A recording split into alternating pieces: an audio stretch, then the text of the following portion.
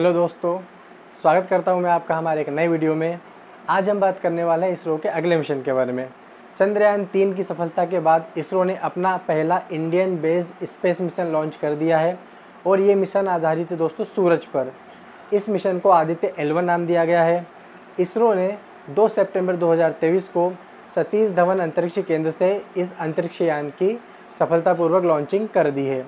ये स्पेस में L1 point पर जाकर सूरज को ऑब्जर्व करेगा। सूरज जो कि हमारे सौर परिवार का केंद्र है, इसकी समस्त ऊर्जा का स्रोत है, इसके बारे में अब इसरो अध्ययन करेगा। तो आज की इस वीडियो में हम वो सब कुछ जानेंगे जो आप जानना चाहते हैं आदित्य L1 के बारे में।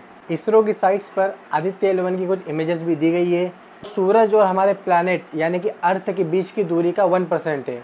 हम आपको बता दें कि पृथ्वी और सूरज के बीच की जो कुल दूरी है वो 15 करोड़ किलोमीटर है और इसके द्वारा हम हमारे आदित्य L1 को L1 पॉइंट पर स्टेबल करेंगे, जहां से वो सूरज को लगातार उसका अध्ययन करेगा। दोस्तों, वीडियो को पूरा ज़रूर देखें, अच्छा लगे तो लाइक करें और चैनल को सब्सक्राइब ज़रूर करें। इसी तरह की नेशनल और इंटरनेशनल मुद्दे जो होंगे, टॉपिक्स होंगे, न्यूज़ेस होंगे, उन सबको हम यहाँ पर विश्लेषण करेंगे। हमारे सोलर सिस्टम का सेंटर या यूँ कहे कि सोर्स ऑफ एनर्जी सन ही है। तो आखिरकार सूरज में इतनी ऊर्जा कैसे है? स्रोतों के मुताबिक सूरज की अनुमानित आयु 4.5 बिलियंस ऑफ ईयर्स बताई गई है। सूरज की विभिन्न परतों का टेम्परेचर, उसका स्ट्रक्चर कैसा है, आने वाले समय में सूरज पृथ्वी को इफेक्ट कैसे करेगा, सोलर सिस्टम में सूरज का क्या प्रभाव पड़ेगा, इन सब बातों के अध्ययन के लिए आदित्य L1 को लॉन्च किया गया है। तो इस वीडियो में आज वही हम जानेंगे। संस्कृत में आदित्य का मतलब होता है सूरज और स्पेसक्राफ्ट में L1 का मतलब होता है लैग्रेंज पॉइंट। तो आखिरकार ये लैग्रेंज पॉइंट होता क्या है, जहाँ पर ये हमारा स्पेसक्राफ्ट स्टेबल रह के सूरज को ऑब्जर्व करेगा, और लैग्रेंज पॉइंट को ही क्यों चुना गया सूरज के अध्ययन के लिए, तो आइए जानते हैं। देखिए दोस्तों, स्पेस में हर ऑब्जेक्ट या यूँ कहे कि हर प्लैनेट का अपना gravitational force and gravitational area होता है, जहाँ तक उस ऑब्जेक्ट का या प्लैनेट का गुरुत्वाकर्षण बल काम करता है। ठीक इसी तरह सन का अपना ग्रेविटेशनल फोर्स और उसका एरिया है, और हमारे प्लैनेट पृथ्वी का गुरुत्वाकर्षण बल है तथा इसका एक निश्चित एरिया है जहाँ तक यह बल काम करता है। और हमारा प्लैनेट पृथ्वी सूर्य के चारों ओर ऑर्बिट में मोशन कर रही है सेंट्रीपिटल फोर्स के कारण। तो पृथ्वी और सूरज के बीच में L1 एक ऐसा पॉइंट है जहाँ पर ये सारे फोर्सेस का जो नेट फोर्स होता है वो इक्वल हो जाता है।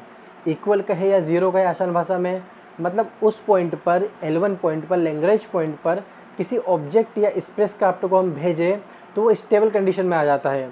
अंतरिक्ष में होने वाली घटनाओं और विक्षोभों का या हलचल का उस पर कोई प्रभाव नहीं पड़ता।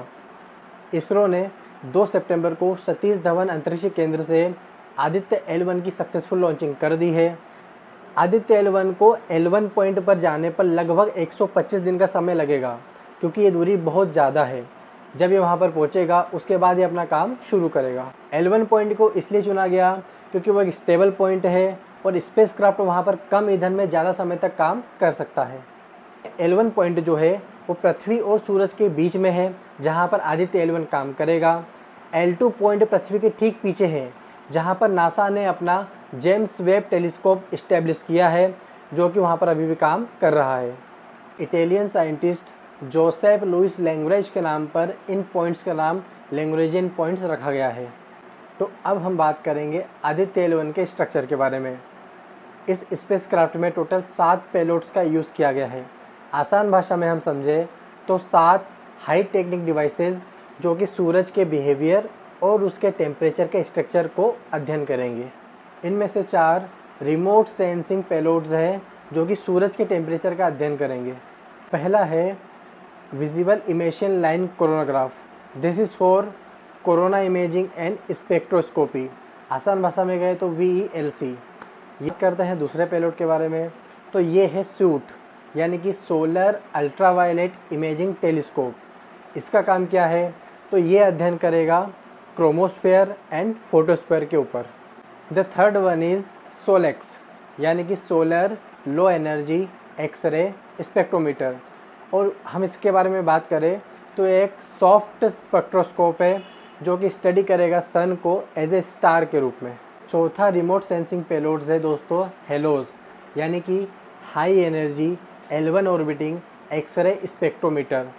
और ये एक हार्ड एक्सरे स्पेक्ट्रोमीटर है जो कि स्टडी करेगा सन को एज ए स्टार के रूप में। इसके अलावा इसमें जो 3 पेलोड्स है वो C2 पेलोड्स है, मतलब वो लैग्रेंज पॉइंट्स का अध्ययन करेंगे और सन अर्थ सिस्टम में होने वाले परिवर्तनों और विक्षोभों का अध्ययन करेंगे। हम आदित्य L1 के मेजर ऑब्जेक्टिव्स को आसान भाषा में समझने की कोशिश करते हैं दोस्तों। इसका मेजर ऑब्जेक्टिव जो है वो ये है कि क्रोमोस्फेयर और कोरोना जो सन की लेयर्स हैं इनकी गतिशीलता के अध्ययन के लिए इसे लॉन्च किया गया। अंतरिक्ष मौसम जैसे कि सौर हवा, अब उसकी उत्पत्ति, उसकी संरचना और उसकी गतिशीलता के बारे में इसका अध्ययन करना। अब जाते जाते हम बात कर लेते हैं चंद्रयान 3 के बारे में। इसरो के मुताबिक प्रज्ञान रोवर ने जो वहाँ पर स्टडी की है उसके अनुसार चंद्रमा के साउथ पोल पर सल्फर है, सिलिकॉन, मैग्नीज एंड ऑक्सीजन के होने की भी वहाँ पर पुष्टि की गई है, जबकि हाइड्रोजन की खोज अभी जारी है। प्रज्ञान रोवर में लगे लेज़र इंड्यूस्ड ब्रेकडाउन स्पेक्ट्रोस्कोप, इसने इन सब की उपस्थिति की वहाँ पर